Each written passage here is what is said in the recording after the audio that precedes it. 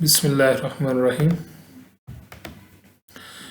زموږ د نننۍ ورځې موضوع د سټیټمنټ آف ورک یا سکوپ آف ورک هم دې ته ویل کیږي. د دې په اړه باندې ده راځئ چې دا سره ووایو په ګډه سره. It's a very comprehensive and detailed document which cover every dimension of a project and clearly define each and every aspect of project. نو څنګه چې دا وایي دا یو ډېر کمپریهنسیو یا ډېر جامع ډېر غټ ډاکومنټس دي چې کوم کې ډیټیل معلومات وي which cover the every dimension چې هر یو پارت هر یو ساحه د یو پروژې یا د یو کار پکې واضح طور کې لیکل شوي. دا یو فارمل ډاکومنټ هم کیدای شي. نو دې کې څه وي دې کې اټس انکلوډس پروډکټ سروس ډیلیوربل وغیرہ. نو دې کې موږ ټایم لاین هم ورکوي شو، دې کې پرایس هم ورکوي شو، دې کې سروس کوالټي ټرم اینڈ کنډیشن د ټول شیان دې کې ذکر کیږي. نو نیکسٹ پیراګراف ته به راشو. اټ از یوز ټو شیر پروجیکټ انفارمیشن وذ سټیک هولډرز.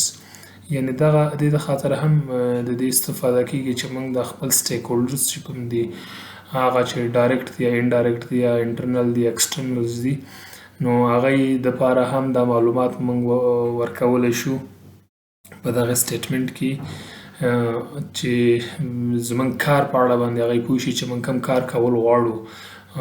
سټیک هولډرز، وینډرز اینډ کنټراکټرز as well as eliminate the confusion among stakeholders. نو که چیرته هر کار هر دغه واضح دی کې نه وي چې کوم کار موږ کوو په کوم شکل یې کوو، نو بیا دغه لږ شانې کنفیوژن پیدا کوي. نو په دغه ډاکومنټ درلودو سره وایي دا څه شی کوي سټیټمنټ آف ورک یا سکوپ آف ورک دا کولی شي چې دغه کنفیوژن دا کوم امبیګوټي چې ده دا کوم مبهموالی چې ده د منځه ویوسي دغه سټیټمنټ. دې کې سکوپ ذکر راځي، ډیزاین ډیټیل راځي، ټاسک اور اکټیویټي لیست، پروجیکټ سکیجول، ډیلیوربل، د پروژې د سکسس او اکسپټنس کرایټیریا هم پکې ذکر کیږي. تاسو ته به یو مثال په آخر کې وړاندې کوم تر څو ښه مطلب د دې نه واخلئ. لکه اوس تاسو یو